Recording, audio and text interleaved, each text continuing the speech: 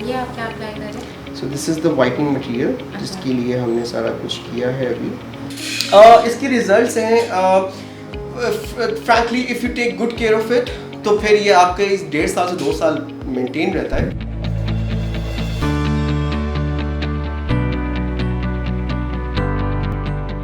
अस्सलाम वालेकुम। वालेकुम अस्सलाम, कैसी हैं आप? मैं ठीक हूँ, आप कैसे हैं? आई एम गुड अल्हम्दुलिल्लाह। ये आप क्या कर रहे हैं? आज हम वी हैव अ पेशेंट जिनकी वाइटनिंग कंसल्टेशन है और इनकी हम फिर वाइटनिंग करेंगे इंशाल्लाह, टीथ वाइटनिंग। अच्छा, ये टीथ वाइटनिंग के लिए आपने इनको कैसे सिलेक्ट किया? उसके लिए कुछ क्राइटेरिया होते हैं, इसके हिसाब से हमें इवैल्यूएट करना होता है। आप इधर से आइए, मैं आपको दिखाता हूँ।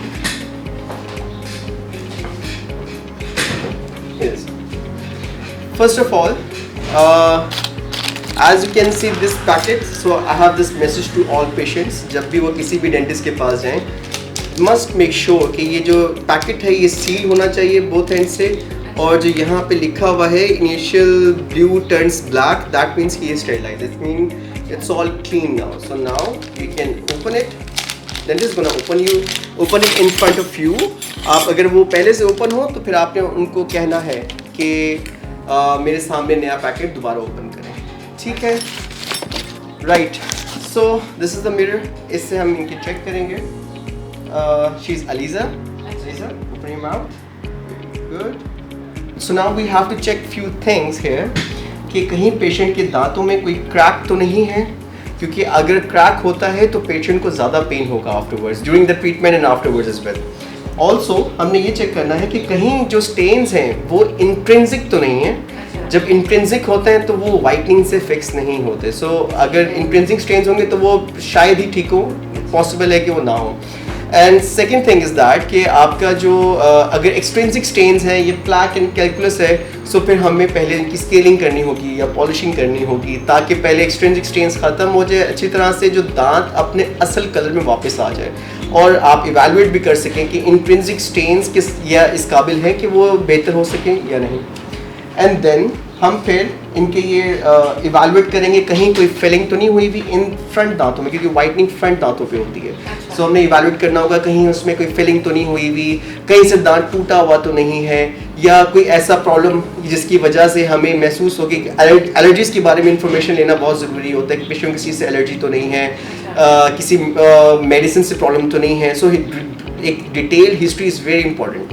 अच्छा, मैंने सुना ये काफ़ी पेनफुल प्रोसीजर है। अगर इसको प्रॉपर्ली मैनेज ना किया जाए तो ये पेनफुल भी हो जाता है।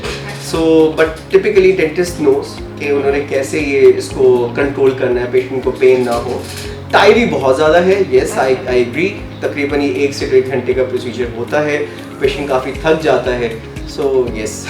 अच्छा, ये करते कैसे, होता कैसे?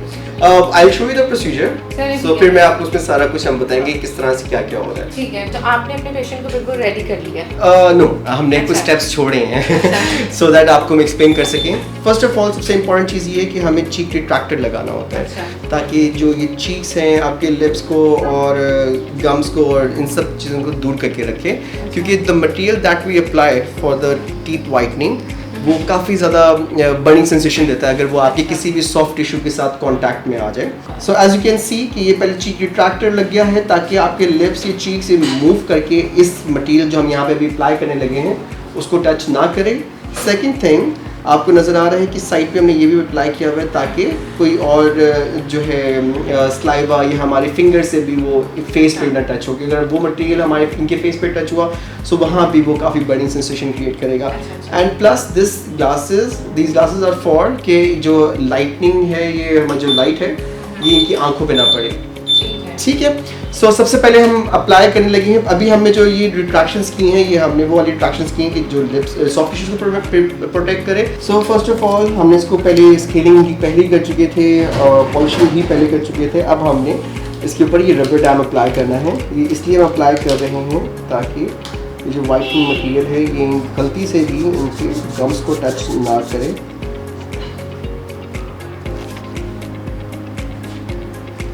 कोशिश करिएगा जेंटली, जितना ज़्यादा प्रॉपर तरीके से आप इसको लगा दें और कोशिश करें कि थोड़ा सा दांत पे भी लगे, क्योंकि समटाइम्स माइक्रो लीकेजेस होती हैं श्रिंकेज के बाद जब उसको हम क्योर कर देते हैं, तो जिसकी वजह से वो फिर भी कोई एरिया ऐसे डेवलप हो जाते हैं। तो अगर आपने थोड़ा सा भी टूथ पे भी अप्लाई किया हुआ है ये रबर डैम, सॉरी ये लिक्विड डैम, सो फिर ये उसको प्रोटेक्ट करता है। ये आप क्या अप्लाई कर रहे हैं? सो this is the whitening material जिसके लिए हमने सारा कुछ किया है अभी। सो ये थोड़ा सा टायरी प्रोसीजर होता है। पेशेंट से हमने पहले कंसेंट ले लिया था, इनको गाइड कर लिया था कि तकरीबन ये 1 से 1 घंटे तक का प्रोसीजर होगा। Typically 45 to be exact 45 minutes. So 15 minutes के 3 साइकिल्स होते हैं, टोटल 45 मिनट्स लगते हैं और समटाइम्स रिजल्ट्स पहले ही आ जाते हैं। सो हम उससे पहले फ्री कर देते हैं पेशेंट को, लेकिन पेशेंट को आपने इतना कोई झूठी तसल्ली नहीं देनी कि रिजल्ट पहले ही आ जाएगा। अगर पेशेंट पहले खुश हो जाए तो you can remove it.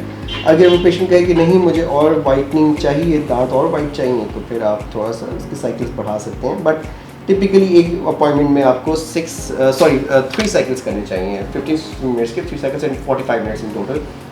Patient के लिए थोड़ा सा अब जैसे सॉरी मैं आपको भी इसके बारे में गाइड करता हूँ। ये हम इसको लाइट ऑन कर रहे हैं फॉर द 15 मिनट साइकिल्स को लगा रहे हैं एंड देन अब इसके ऊपर लाइट लगा दी। Now I can rest. एक और बहुत इंपॉर्टेंट बात थी, वो शायद I couldn't able to show you, लेकिन हमने वो आइसोलेशन मेंटेन की है। वो कैसे करते हैं कि वो कॉटन होती है, उसको हम उन तमाम जगहों पे जहाँ जहाँ से स्लाइवा प्रोड्यूस होकर निकल रहा होता है मोस्टली हम वहाँ पे ये अप्लाई कर देते हैं। और जो वाइटनिंग का सबसे बड़ा दुश्मन होता है वो होता है saliva.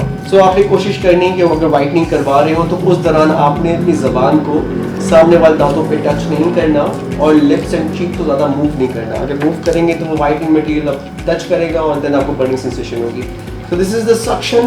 It will take all water out. Since I have given the instruction to the patient कि अगर आपको कोई प्रॉब्लम होती है just raise your hand।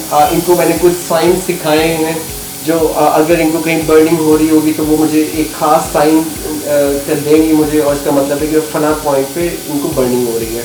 या अगर इनको सेंसिटिविटी हो रही हो, वैसे होगी नहीं इंशाल्लाह, लेकिन अगर हो रही हो तो उसका एक अलग साइन है। सो आई विल नो कि किस दांत में इनको सेंसिटिविटी हो रही है और वहाँ पे मैं मटेरियल अप्लाई नहीं करूँगा।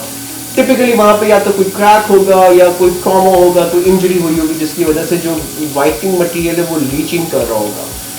ठीक है, दिस इज इंस्ट्रक्शन। इसको हम ऑन एंड ऑफ पेशेंट से कॉन्सेंट लेके हम ऑन एंड ऑफ यहाँ पर अप्लाई करते रहेंगे जगह जगह पे, ताकि अगर कहीं स्लाइवा है तो वहाँ से निकल जाए। Since it's a long tiring procedure, so you can always ask to the patient कि या patient खुद से dentist को बता दे कि मैं इतने टाइम तक बोर होऊंगा, so you can play anything for me on the Netflix, on the Prime Video, so we can give anything there, so patient जो है वो इतने टाइम पीरियड में बोर ना हो, क्योंकि आई कैन अंडरस्टैंड ये बहुत टायरिंग प्रोसीजर होता है। और अगर पेशेंट नहीं देख पा रहा टीवी को या since he wants to rest, so हम पेशेंट्स की ऑडियो बुक्स भी प्ले कर सकते हैं यहाँ पे जिनको वो सुन सकें। Plus we can play their favourite music, so you know उनके लिए 45 मिनट्स जो हैं ये लेस ट्रॉमेटिक बन जाए। ये तो काफी मजे का सीन हो जाएगा कि साथ आपका ट्रीटमेंट भी हो रहा है, साथ नेटफ्लिक्स भी चल रहा है।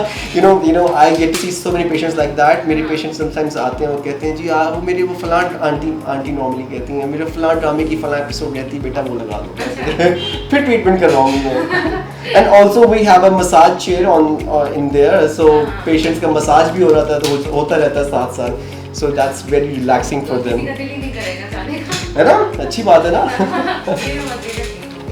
अच्छा, इसके जो रिजल्ट्स होते हैं वो कितने अच्छे होते हैं? इसके रिजल्ट्स हैं frankly if you take good care of it तो फिर ये आपके इस 1.5 साल से 2 साल मेंटेन रहता है। लेकिन अगर आप अच्छी केयर नहीं कर रहे हैं और आप क्या कहते हैं जो फिजी ड्रिंक्स हैं, जो कोलाज हैं या कॉफ़ी टी उसकी इनटेक आप बहुत ज़्यादा कर रहे हैं, हल्दी या हमारे खाने में जो जरदारा वगैरह जो चीज़ें होती हैं वो अगर ज़्यादा इस्तेमाल करते हैं, सो ये उनका कलर उतना ज़्यादा फूड कलर इम्बेड करेगा आपके दांतों पे, इतना जल्दी इसका कलर जो है ना अफेक्ट उसका ख़राब हो जाएगा। सेकंड थिंग इज़ दैट कि पेशेंट्स नॉर्मली जो वाइटनिंग करवाते हैं, so they are like you know they are too much concerned about it, so वो रोज़ उठ के देखते हैं। सो आपको देख देख के भी महसूस होना शुरू हो जाता है कि शायद मेरे दांत ना वैसे ही हैं या पीले हो गए, यानी ऐसा होता नहीं शायद।